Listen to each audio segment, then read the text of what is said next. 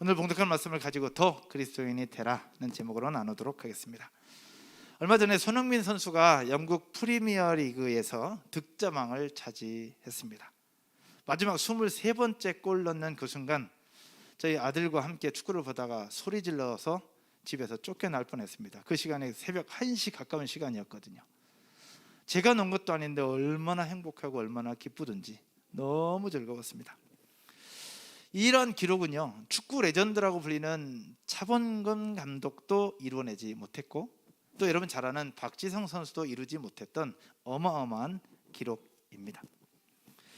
정말로 축하했어요. 또 더군다나 손흥민, 손병세 같은 손씨잖아요. 너무 행복했어요. 그것도 축하했고, 또 하나는 대한민국의 한 사람으로서 너무 자랑스러웠습니다. 그러면서 한편으로 이런 생각이 들었습니다. 이렇게 되기까지 얼마나 노력했을까, 얼마나 고생했을까, 얼마나 눈물을 흘렸고 얼마나 땀을 흘렸을까, 그런 생각들을 하게 되었습니다. 이미 알고 계시겠지만 손흥민 선수가 이렇게 되기까지는 그 뒤에 아버지 손웅정 씨가 있었습니다. 아버지였던 손웅정 씨는 어떻게 아들을 키웠는지, 어떻게 훈련을 시켰는지, 그리고 선수는 어떻게 살아야 하는지, 어떻게 운동을 해야 하는지를 하나하나 조목조목 자신의 책에 담아서 기록하고 있습니다. 그 책은 바로 모든 것은 기본에서 시작한다라는 책이었습니다. 아버지 손웅정 씨가 이야기하고는 모든 것은 기본에서 시작한다. 이 기본은 무엇을 얘기하고 있느냐? 크게 세 가지를 이야기를 하고 있었습니다. 하나는 축구보다 사람이 먼저다. 축구 경기에서 이기는 것이 중요하고 골을 넣는 것이 중요한데, 그 중요한 순간이지만 옆에 동료가 넘어져 있다면 공을 밖으로 차내라. 이기는 것보다 사람이 더 중요하다는 것을 늘 가르쳐 왔어요. 그래서 손흥민 선수는 여러분 알다시피 팬 서비스가 장난이 아닙니다. 어린아이들에게 유니폼도 벗어주고 어린아이 하나하나를 다 인사해 줍니다. 그리고 마지막까지 경기장을 돌면서 팬들을 다 챙깁니다. 아버지가 가르쳐 주셨던 이 기본, 축구보다 사람이 먼저다라고 하는 이 훈련이 어릴 적부터 몸에 뱄기 때문에 가능하다라는 생각이 들었어요. 기본은 두 번째는 바로 무엇이냐? 성공 안에서 길을 잃지 말라는 것이었습니다. 성공했다고 해서, 명예를 얻었다고 해서 끝이라고 생각하지 말라는 겁니다. 앞으로 해야 할 길이 많고 갈 길이 훨씬 더 많다라는 겁니다. 그래서 결혼에 대해서도 은퇴 후에 하라라고 아버지가 정확하게 딱 짚어주고 있기 때문에 은퇴 후에 결혼한다고 얘기를 하고 있더라고요. 아직 갈 길이 멀었다. 지금 성공한 것처럼 보이지만 성공한 것이 아니다.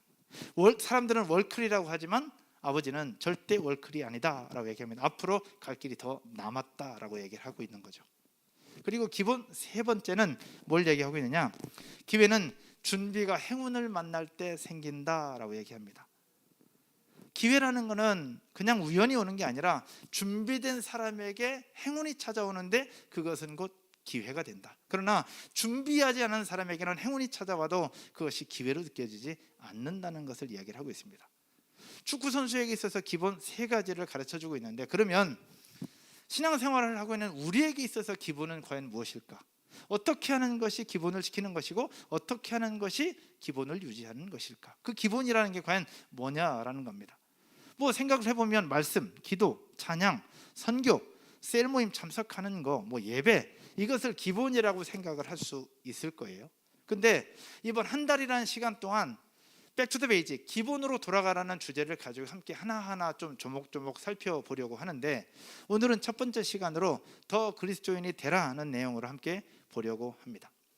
3개월의 안식이라는 시간을 보내면서 책을 좀 읽었어요. 그리고 아침마다 자전거를 타며 운동을 했어요. 그렇게 운동을 해도 뱃살은 안 빠지더라고. 조금 아까 예배 전에 한 집사님께서 목사님 3개월 동안 몸이 더 부르신 것 같아요 그러시더라고. 칭찬으로 제가 받았어요. 운동을 했는데 뱃살은 잘 안 빠지더라고. 운동하고 책 보고 가족들과 함께 보내고, 그리고 그동안 짐 정리 못했던 저희 집을 싹 정리를 하면서 가장 많은 시간이 청소했던 시간이었던 것 같아요. 제 아내에게 끌려다니면서 계속 청소만, 오늘도 하고 낮에도 하고 저녁에도 하고 계속 청소만 하는 시간. 근데 그런 시간을 보내면서 제 머릿속에 가장 많이 담아두고 있었던 것이 기본에 대한 것이었어요. 기본을 지키는 것이 과연 무엇일까? 우리 교회가 7년이라는 시간을 지나왔습니다. 처음보다 부흥했고 성도들도 많이 늘었습니다. 4층에서 시작했는데 이제는 6층에서까지 예배를 드리고 있습니다. 여러분 아시는 분은 아시겠지만 거의 대부분이 모르실 것 같아요. 저희가 4층 스테이지에서 화, 수, 목, 금 4일 동안 아침 7시에 안산시와 사장님들이 모이는 CBMC 모임이 매일 진행되고 있어요. 들어오고 나가고 하는 차를 살펴봤더니 70대에서 80대가 일주일 동안 드나들더라고요. 그분들은 저희 교인들이 아닙니다. 또 저희 교인들도 있습니다. 크리스찬도 있고 그렇지 않은 분들도 계십니다. 또 월, 수, 금, 화, 수, 금인가? 요 옆에는 장애인 친구들이 와서 체육 활동을 하면서 또 시간을 보내고 있어요. 토요일 날 오전에는 바이올린, 첼로 교육을 하는 경기도 교육청에서 위탁받은 꿈의 학교가 이곳에서 진행을 하고 있고 또 주일은 저희가 사용을 하고 있고 이 공간 자체적으로 볼 때도 성장도 했고 확장도 되었지만 건물 그리고 주변 사람들로부터 교회와 스테이지가 알려지면서 이웃과 함께하는 그런 교회의 모습으로 발돋움해 나가고 있어요. 너무 감사하죠. 여러분 감사하지 않으십니까? 너무 감사해요. 근데 이런 외면적으로 보는 감사, 외면적으로 보이는 확장과 함께 그럼 내적인 성장은 얼마나 이루어지고 있느냐는 것을 생각해 볼 필요가 있습니다. 나는 내적으로 얼마나 성장했느냐? 지난 7년 동안 나는 얼마나 영적으로 성장해 오고 있는가를 생각해 볼 필요가 있다라는 겁니다. 그래서 이번 안식월을 보내면서 지난 7년을 살아왔고 앞으로 또 7년을 보냄에 있어서 하나님 앞에 부끄럽지 않은 교회가 되려면 어떻게 될까? 하나님 앞에 부끄럽지 않은 성도가 되려면 어떻게 될까? 그 출발은 바로 기본이구나 라는 생각이 들었어요. 그러면서 이 손흥정 씨가 썼던 모든 것은 기본에서 시작한다는 책을 다시 한번 읽었습니다. 다시 한번 읽으면서 백투더 베이직이라는 주제를 잡았고 오늘부터 여러분들과 함께 나누려고 합니다. 그래서 우리 셀 공동체, 또 우리 예배에 대한 기본, 그리고 우리 교회가 나아갈 기본이 무엇인가를 다시 한번 정리하면서 그렇게 정리한 후에 7월 첫째 주 창립 예배를 드리려고 합니다. 따라서 한번 해볼까요? 더 그리스도인이 되라. 오늘 예배와 말씀을 통해서 지금도 그리스도인이지만 더 그리스도인, 찐 그리스도인이 될 수 있기를 주님의 이름으로 축원드립니다. 아멘. 중국교회 목사님 한 분이 이런 질문을 하셨습니다. 한국교회는 기도 많이 하는 교회로 알고 있습니다. 그래서 한국교회를 배우려고 한국에도 많이 왔었습니다. 그런데 왜 기도를 많이 하는 교회가 이렇게 침체되어 있습니까? 기도를 많이 하는 교회가 왜 개독교라고 욕을 먹고 있는 겁니까? 라고 질문을 던졌어요. 이 질문을 받은 주변의 목사님들이 대답을 할 수가 없었어요. 왜냐하면 그 중국교회 목사님이 하셨던 질문이 현실이었거든요. 여러분들은 한번 생각을 해보시죠. 한국교회가 기도 많이 하는 것으로 알고 있고 또 그렇게 믿음의 선진들이 지금까지 읽어왔어요. 그럼에도 불구하고 한국교회가 왜 침체에 빠지고 영적인 위기가 닥쳐왔을까? 여러분들은 그 이유가 과연 무엇이라고 생각을 하십니까? 어떤 몇몇 목사님들의 잘못, 몇몇 사역자들의 어떤 좋지 않은 모습들, 또 몇몇 사람들 때문에 그런 것일까? 그런 대표자들 때문에 그런 걸까? 전 그렇지 않다고 생각합니다. 기독교가 욕을 먹는 이유는 누구 때문이 아니라 몇몇 대표자들 때문이 아니라 전반적인 일들 때문에 욕을 먹고 있는 것이 아닐까 생각을 해보게 되었습니다. 더구나 이번 코로나19 팬데믹 사건으로 하여금 한국교회의 민낯이 드러났다고 얘기합니다. 한국교회 성도들의 민낯이 드러나기도 했습니다. 왜냐하면 교회에 모일 수 없고 또 교인들을 만날 수 없으니까 신앙적으로 방황하고 떠돌고 있는 거예요. 예전에는 함께 모이면 나는 힘이 없어도 함께 있는 성도들과 이야기를 하면서 그 속에서 힘을 얻고 은혜도 누리고 했는데 못 만나니까 내가 혼자 버틸 힘이 없는 거예요.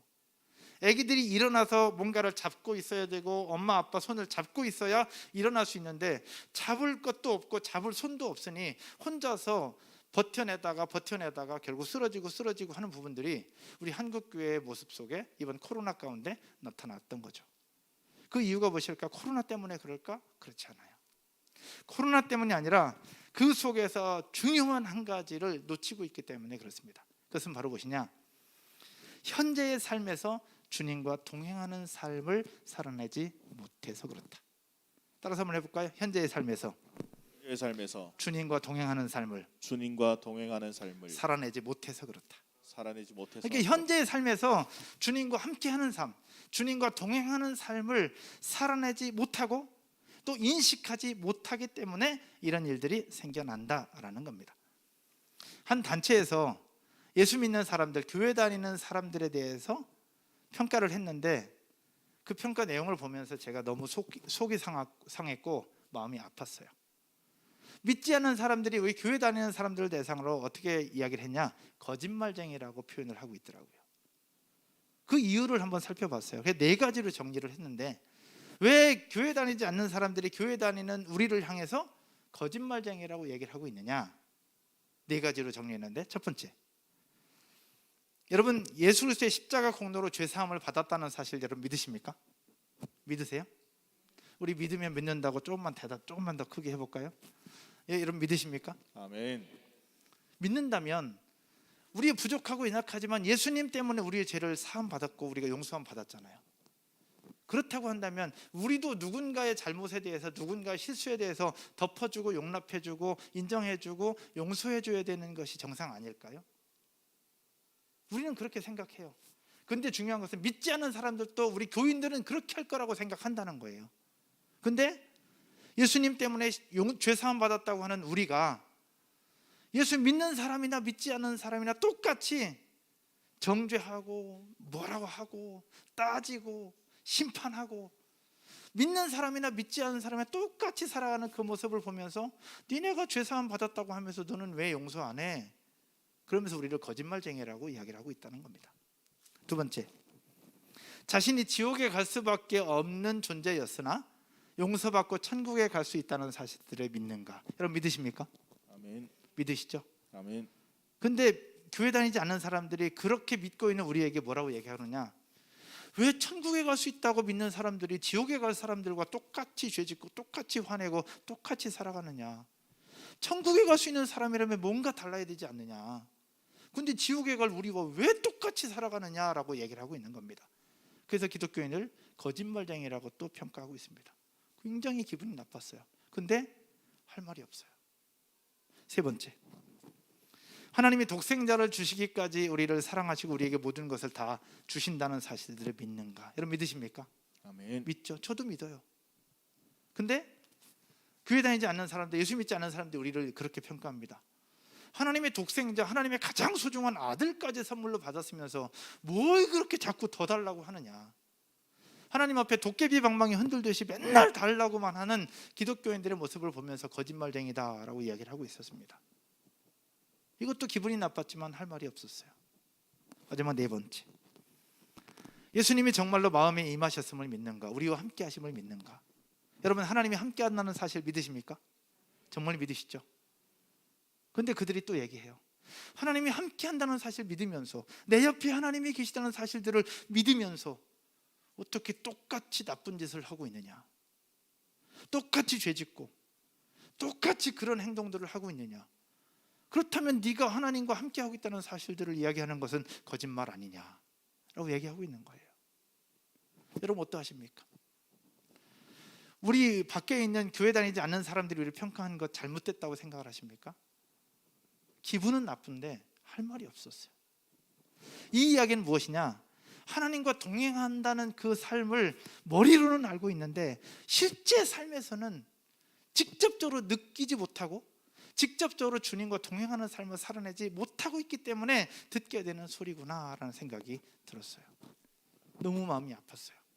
근데 반대로 이런 평가를 받게 된 이유가 과연 뭐냐라는 겁니다. 왜 이런 평가를 받고 있느냐? 그것은 단 한 가지. 아까 얘기했던 겁니다. 주님이 주신 약속보다 사명을 더 크게 생각하고 있기 때문이다. 따라서 배울까요? 주님이 주신 약속보다 사명을 더 크게 생각하고 있기 때문이다. 그럼 주님이 주신 사명은 뭐고 약속은 뭐냐? 예수님께서 십자가에 죽으셨다가 3일 만에 다시 부활하셨어요. 그리고 승천을 하십니다. 근데 승천하시기 전에 제자들에게 또 하나님의 백성들에게 주셨던 말씀이 오늘 읽은 본문인데, 오늘 본문에서 하나님이 주신 엄청난 사명과 놀라운 약속을 주시는데, 엄청난 사명이라는 것이 과연 무엇이냐? 오늘 읽은 본문 19절 그리고 20절 초반절에 있는 내용입니다. 엄청난 사명이라는 것은 무엇이냐? 자막이 있으니까 한번 읽어보겠습니다. 온라인으로 예배하시는 분들도 함께 읽겠습니다. 다 같이요.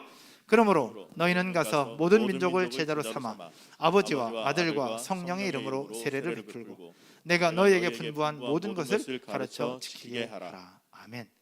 이것이 우리에게 주신 사명입니다. 이미 알고 있는 사명이에요. 잘 지키지 못하지만, 또 잘 감당하지 못하지만, 이것이 우리에게 주신 사명이라는 건 우리는 알고 있잖아요. 그죠? 근데 이 사명은 무엇과 똑같으냐? 이 땅에 태어나신 예수라는 이름을 주신 그 의미와 똑같아요. 아들을 낳으니 이름을 예수로 하라. 이는 그가 자기 백성을 저희 죄에서 구원할 자이심이라. 우리를 구원해 주신 예수 그리스도를 증거하고, 예수 그리스도로 말미암아 세례를 주고, 예수 그리스도로 말미암아 제자를 삼으라고 주셨던 이 사명. 근데 우리는 이 사명에 대해서 너무나도 부담스럽지만 이것을 기억하고 있어요. 그런데 하나님은 사명만 주신 것이 아니라 사명 이후에 엄청난 약속, 놀라운 약속도 주셨어요. 하나님이 우리에게 사명과 함께 주신 약속이 뭐냐? 20절 하반절이에요. 한번 볼까요? 같이 읽겠습니다. 볼지어다 내가 세상 끝날까지 너희와 항상 함께 있으리라 하시니라. 아멘. 한마디로 하나님이 항상 우리와 함께 하시다는 약속이에요. 이 약속을 이미 믿고 계신 줄로 믿습니다. 아멘. 하나님이 우리와 함께 하세요. 할렐루야. 아멘. 우리의 삶이 어떠하든, 당당하든 부족하든, 연약하든 죄가 있든 없든, 그럼에도 불구하고 하나님은 지금도 우리와 함께 하고 계십니다. 할렐루야. 아멘. 근데 하나님이 함께 한다는 생각들보다 해야 될 일들을 더 크게 생각을 한다는 거예요. 전도해야 된다는 것, 그래 전도 못하면 기죽어 있고, 봉사해야 된다는 건 아는데 봉사할 상황이 안 돼서 못하면 또 기죽어 있고, 이래서 못하고 저래서 못하는 그것 때문에 우리는 늘 기죽어 있는 삶이 우리 가운데 있다라는 거예요. 근데 하나님은 이 사명과 함께 더 크신 약속, 놀라운 약속을 주신 것이, 사랑하는 아들아 내가 너와 함께 있을 것이다. 사랑하는 딸아 내가 너와 함께 있을 것이다. 항상 너와 함께 있을 것이다 라고 하는 놀라운 약속을 우리에게 주셨기에, 이 약속을 믿고 이 약속을 머리로만이 아니라 삶에서 직접 실천하고 경험할 수 있는 삶이 된다면 이런 욕을 먹을 수 있을까요? 저는 그렇지 않다고 생각해요. 하나님이 나와 함께하고 계시는데 과연 욕을 먹을까? 그렇지 않아요. 그래서 저는 생각합니다. 더 행복한 게 모든 성도들이 하나님이 주신 사명을 기억하는 것 중요하지만 이것보다 약속을 더 크게 생각할 수 있기를 주님의 이름으로 축원드립니다. 왜냐하면 예수님께서 우리에게 주신 것이 약속이 더 컸어요. 사도행전 1장 4절 말씀 한번 볼까요? 사도행전 1장 4절에 이렇게 말씀을 하고 있습니다. 예루살렘을 떠나지 말고 내게서 들은 바 아버지께서 무하신 것을 약속하신 것을 기다리라. 하나님이 우리 함께 하신다는 약속의 증표로 성령님을 보내주시는데 그 성령님을 기다리라고 얘기를 하고 있는 거예요. 사명만 주신 것이 아니라 함께 하시다고는 약속을 주셨어요. 얼마나 큰 축복입니까? 이 축복과 은혜들을 날마다 누리며 그 은혜 가운데 살아가는 여러분 모두가 되실 줄로 믿습니다. 아멘. 사도행전을 읽어보면 수많은 믿음의 선배들이 나옵니다. 그래서 많은 믿음의 선진들은 사도행전을 성령행전이다라고 얘기하는 분들이 계세요. 실제로 그런 것 같아요. 왜냐하면 예수님의 제자들 또 사도들이 본인의 사역들을 감당하면서 하나님이 함께 하시는 것들을 몸소 체험하고 몸소 경험하면서 하나님의 일들을 감당해 왔어요. 사명만 감당하는 것이 아니라 하나님이 함께 하신다는 약속을 직접 누리며 살았던 사람들이 바로 사도행전에 기록된 거죠. 사도행전이 끝나고 나서도 우리 이 세상의 믿음의 선진들이 그러합니다. 감리교회 창시자였던 존 웨슬리, 그리고 조나단 에드워드, 존 하디 선교사, 그리고 존 하이드 선교사, 이런 분들이 어떤 분들이냐? 하나님의 은혜로 회심을 하고 하나님의 살아계심을 직접 경험하면서 날마다 주님과 동행하면서 하나님의 일들을 감당했던 사람들이 이분들이었어요. 저는 한국교회가 사명도 중요하지만 하나님이 우리와 늘 함께한다, 하나님이 우리와 동행한다는 사실들을 더 많이 가르치고 더 많이 훈련했다면 오늘날과 같이 한국교회 위기는 없었을 것 같은 생각이 전 들어요. 코로나가 아무리 닥쳐와도 하나님이 나와 함께 있고 내가 하나님과 동행한다는 사실들을 늘 기억하고 있다면 우리가 신앙이 흔들릴 이유가 없잖아요. 하나님이 함께 계시는데 왜 흔들려요? 하나님은 저쪽에 계시는데 나는 여기 있으니까. 하나님은 교회에 계시는데 나는 집에 있으니까 흔들리는 거지. 하나님이 나와 함께하고 있는데, 하나님이 나와 동행하고 있는데 우리는 흔들릴 이유가 없단 말이에요. 근데 머리로는 하나님이 동행한다는 거, 하나님이 함께한다는 건 알아. 근데 내 실제 삶에서는 하나님과 동떨어진 삶을 살고 있기 때문에 이런 일들이 생겨났다라는 겁니다. 여러분, 기독교가 다른 종교와 다른 특징이 있습니다. 기독교는요, 예수 그리스도로 말미암아 인격적인 하나님을 만나고 하나님과 동행하는 삶, 하나님과 연합하는 삶을 살아가는 것이 기독교입니다. 할렐루야. 근데 여러분 아시는 것처럼 불교 신자들은 불자라고 하잖아요. 불자들은 석가모니와 연합했다고 얘기하지 않습니다. 석가모니와 하나라고 얘기하지 않아요. 그러면 유교 신자들, 유교는 공자를 숭배하잖아요. 유교 신자들이 공자와 연합했다고 하는 이야기들 여러분 들어보신 적 있어요? 공자와 연합했다고 얘기하지 않습니다.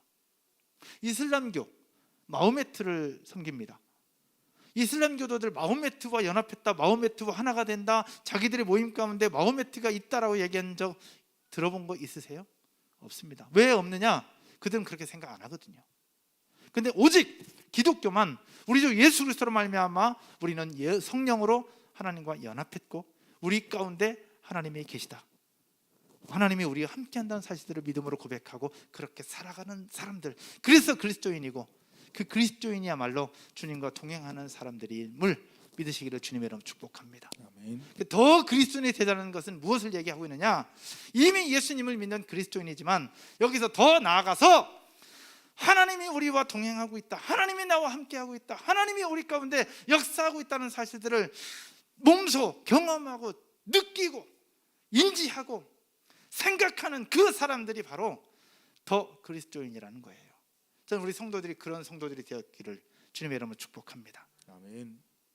한 예로요, 오늘 예배를 드리러 오시면서 여러분 예수님을 얼마나 생각을 하셨습니까? 여러분 예수님에 대해서 얼마나 생각했어요? 여러분 예배의 주인은 예수님이잖아요. 아멘이십니까? 아멘. 예수님이잖아요. 근데 예배의 주인이신 예수님에 대해서 여러분 얼마나 생각하셨습니까? 오늘 목사님 오신대. 오늘 목사님 오랜만에 보면 반갑겠네. 오늘 또 저 없을 때는 오늘 설교 누구지? 전수사님인가? 아니면 강사님인가? 설교자에 대해서 생각을 하고 목사에 대해서 생각을 합니다. 오늘 찬양팀의 찬양은 어떤 곡을 할까? 그런 생각을 하며 옵니다.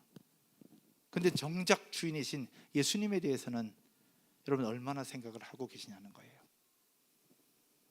예수님은 안중에도 없다는 겁니다.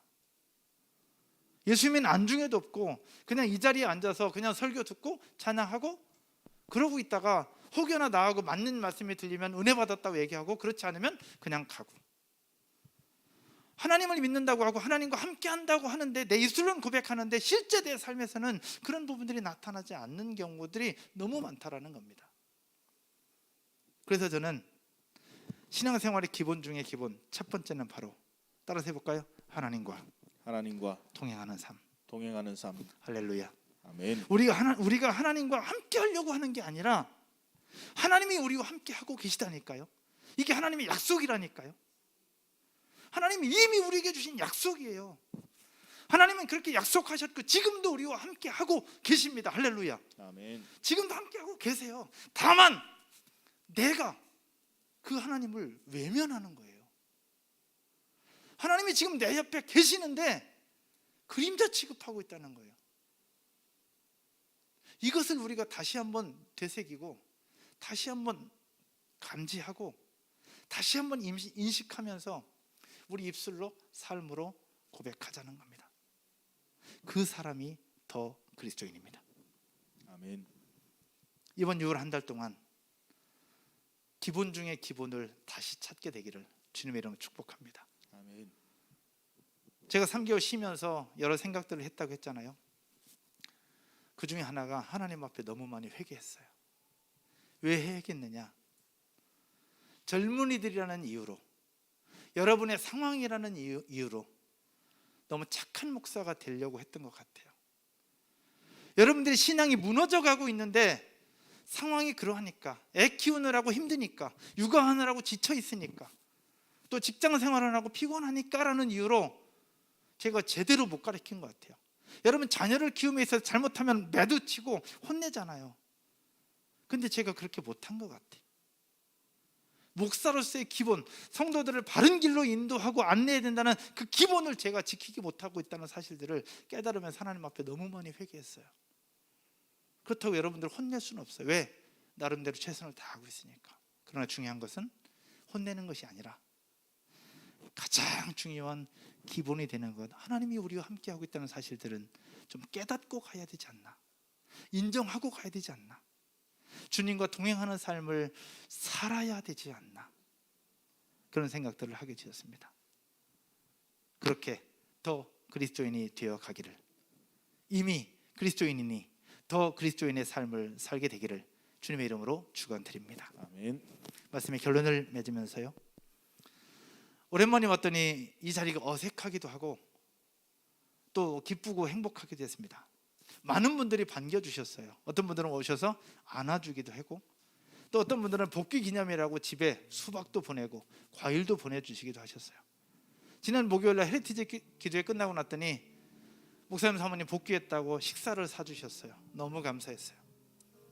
또 어떤 분들은 통화하면서 첫 번째 신방은 저희 집으로 오세요 라고 말씀도 하셨고, 어떤 분들은 목사님 조만간에 식사 빨리 해요, 저 할 말 많아요 라고 하신 분들도 계셨어요. 너무 감사했어요. 저랑 아내랑 조금 긴장했어요. 3개월 지났는데 우리 잊어버린 건 아닌가? 안 반겨주면 어떻게 하지? 그런 생각을 하게 됐습니다. 근데 반겨주셔서 너무 고마웠고 든든했어요. 목사가 없어도 잘 돌아가는 교회가 건강한 교회라고 했는데 지난 3개월 동안 더 행복한 교회, 은혜 가운데 주셔서 감사하고, 우리 이승수 전사님, 김인규 전사님 설교 찬양 너무 좋았죠? 안 좋았어요? 좋았죠? 저도 온라인으로 예배 드리면서 너무 행복하더라고. 아, 이젠 내가 빠져도 되겠구나, 그런 생각이 들면서 든든했어요. 너무 고마웠어요. 또 저를 반겨주니까 너무 감사하더라고요. 그런데 여러분, 오늘 말씀을 준비하면서 그 생각이 들었어요. 오랜만에 보니 반가운데 만약에 제가 그 반가운 목사가 여러분 집에 가서 1년 넘게 2년 넘게 같이 산다면 어떠할까? 오늘 헤란이 있는데 헤란이 데이 집에 목사가 가서 한 1년이라는 시간 동안 같이 지낸다면, 같이 산다면 어떨 것 같아요? 마스크 쓰고 있어도 인상 구겨지는 거 다 보여. 제가 우리 정수 집사님 집에 목사가 가서 1년이라는 시간 동안 같이 산다면 어떨까요? 대답 안 해도 됩니다. 기본 집사님 요 가까우니까 기본 집사님 집에 제가 놀러 가서 갔다 오는 게 아니라 1년이라는 시간 동안 먹고 자고 생활하고 거기서 같이 산다면 어떨까요? 고맙습니다. 대답해 주셔서. 아무리 좋은 목사라 할지라도 같이 사는 건 불편해요. 그럼 일단 제가 하려면 방이 있어야 될 것 같고, 음식 먹는 거, 생각하는 거, 생활하는 거, 이야기하는 거, 음식 먹는 거, 일어나는 거, 모든 것들이 다 스트레스가 될 거예요. 그렇죠? 근데 제가 같이 있는 거와는 비교할 수 없을 만큼 우리 주인 되신 예수님께서 여러분들 집에서 함께 생활하시는 거예요. 1년이 아니라 2년, 2년이 아니라 5년, 5년이 아니라 10년. 하나님이 늘 함께 계시는 거예요. 여러분들 가족들이 모여서 밥 먹을 때도 예수님이 그곳에 계시는 거예요. 여러분이 생활할 때도 그곳에 계시고, 아이들을 혼낼 때도 그곳에 계시고, 아이들과 가정 예배를 드릴 때도 그곳에 계시는 거예요. 근데 밥 먹을 때 예수님이 거기 계시는데 밥 먹을 때 서로 싸울 수 있어요? 예수님이 계시는데. 부부간에 함께 대화하는데 예수님이 그 가운데 계시는데 부부간에 싸울 수 있겠습니까? 예수님이 우리의 직장 가운데, 우리 사무실 가운데 함께 계시는데 직장 사무실에서 물건 던질 수 있어요? 부하 직원한테 막 욕할 수 있어요? 그럴 수 없어요. 예수님이 함께 한다는 거 처음엔 너무 불편하겠지만 예수님이 함께 한다는 사실들을 내가 인식하며 살아간다면 불편함은 있겠지만 은혜와 축복은 날마다 가득하게 될 거라고 저는 믿습니다. 여러분 그렇지 않겠어요? 신약 성경에서 예수님이 가는 곳곳마다 치유가 있었고 은혜가 있었고 회복이 있었고 하나님의 놀라운 역사들이 있었어요. 그렇다면 우리 가정에 예수님이 함께 계시다는 사실들을 인정하고 살아간다면 우리 가정에는 문제 없을 것이고 아픔이 있더라도 그것이 해결될 것이며 놀라운 하나님의 역사들이 날마다 이어져 갈 거라고 저는 생각합니다. 할렐루야. 근데 그것을 느끼지 못하는 이유는 뭐냐? 하나님이 우리 집에 계시는데 그 하나님을 외면시키거든요. 하나님을 왕따시키기 때문에 그 역사를 경험하지 못하는 것 아닐까? 저는 생각합니다. 사랑하는 여러분, 더 행복한 교회의 성도들, 예수님을 믿는 만큼 우리와 함께하고 있다는 사실들을 기억하며 주님과 동행할 수 있는 저와 여러분 모두가 되시기를 주님의 이름으로 축복합니다.